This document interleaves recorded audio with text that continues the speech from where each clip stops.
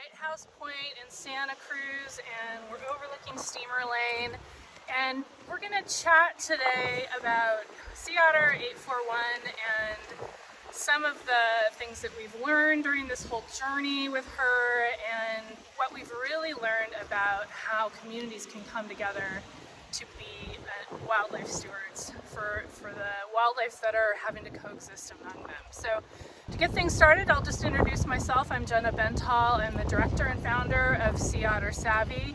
I'm here today with Mark Woodward. Mark, tell us a little bit about yourself. Yeah, Mark Woodward. I go by Native Santa Cruz on social media. I'm a photographer, and by luck, or not luck, I managed to capture 841's first time on a surfboard last summer. We came down to a big paddle out for Juneteenth. It happened on June 18th, and there were about 300 surfers in the water. And I was watching that, photographing it with my camera, when out of the corner of my eye, just to the right of that, there was a sea otter, which I later learned to be 841 on a surfboard. Dakota, tell us about yourself. Yeah, well, my name is Dakota Peebler. I'm 18 years old and a co-founder of Heirs Ocean. And since middle school, have been involved with Sea Otter Savvy, and just this last summer was able to lead a research project with Sea Otter Savvy, specifically looking at the relationship between surfers and sea otters on the Santa Cruz coast. And coincidentally, that's how I met you when I was here doing some monitoring. So it's great to be back. So we all met right here. Yeah. And we Yes, all met right at the spot. Otter 841 right here Yeah. as well. Yeah, so what we noticed the majority of the time that the surfers and sea otters were getting close within each other was when they were foraging. When they were leaving the cow canopy where they're resting, where they're grooming, and coming to forage, and ended up being closer to the surface zone. But we weren't seeing significant disturbance because they were foraging. And they weren't really reacting to the surfers, Yeah, right? exactly. They're just kind of the surfers happen to be in the area where their food is, Yeah. and maybe over time just becoming more or less comfortable with that proximity. What kind of a role do you feel the local surfers play in kind of protecting her, taking care of her? Mostly education. They could let surfers know that come from out of the area about her, and what they should be doing if a sea otter comes close to them. Which, as Dakota said, that's exactly what I have witnessed.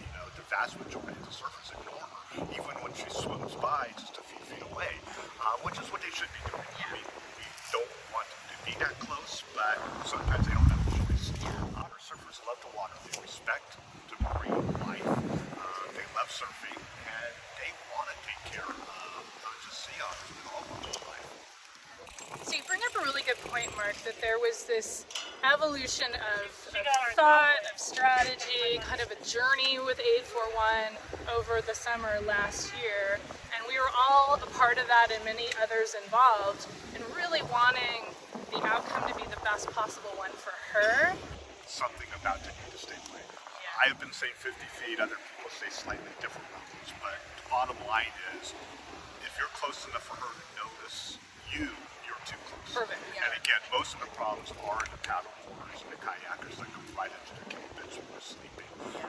In addition, I have shared my photos with a couple of local news media organizations, and one of the conditions I am giving them now is that you can use my photos, but you need to talk about the need to stay away. Yeah, I think a big issue was also when it was all first blowing up and going viral. It almost like she turned into this attraction. And when I was here and I was monitoring, I had so many people coming up, just wanting to, where's 841? I want to see 841. And I think that's kind of what the media turned it into was, oh, this crazy otter, and it became this like big attraction. And that's the exact opposite of what we want in a situation like that. And there's a number of spots that we call disturbance hotspots between here in Santa Cruz and all the way south down in southern San Luis Obispo County.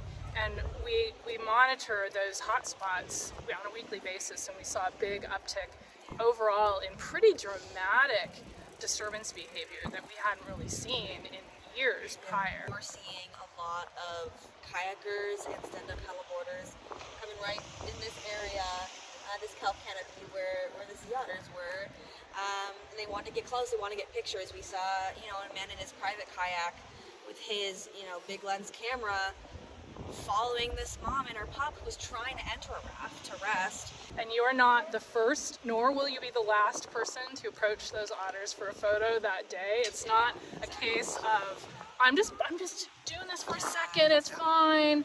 Your social media content is never more important, and this goes across the board for like all of the publicity around 841, is never more important than the welfare of this animal and this threatened species. And what's really crazy is I understand why people want to see them. Yeah. Sea otters are very cute. Yeah. People say cute and cuddly. They're not cuddly. They're not cuddly. Once you looked at their teeth close up, and I have, they're not cuddly. But I understand to want to come out and see them. And I encourage people to come up here where we are. Yes. And you can see them fine. They come in so close to shore that you can see them with your naked eye. From a pair of binoculars, if you want to get a close-up view, it's going to be much better than if you're going to get a look. That is probably the most important point that we've talked about today. I thank you for bringing that up, because shore is always the best spot for observing sea otters. So please, if you see this and want to see sea otters, come out here, go down to Moss Landing, we can stand on shore and see them even better than here. So there are ways to enjoy our nature and the marine life bounty that is the wonderful thing without endangering the marine mammals themselves. Well said. Thank you both very much for chatting with me today. It was a really good conversation. Thank you for including me.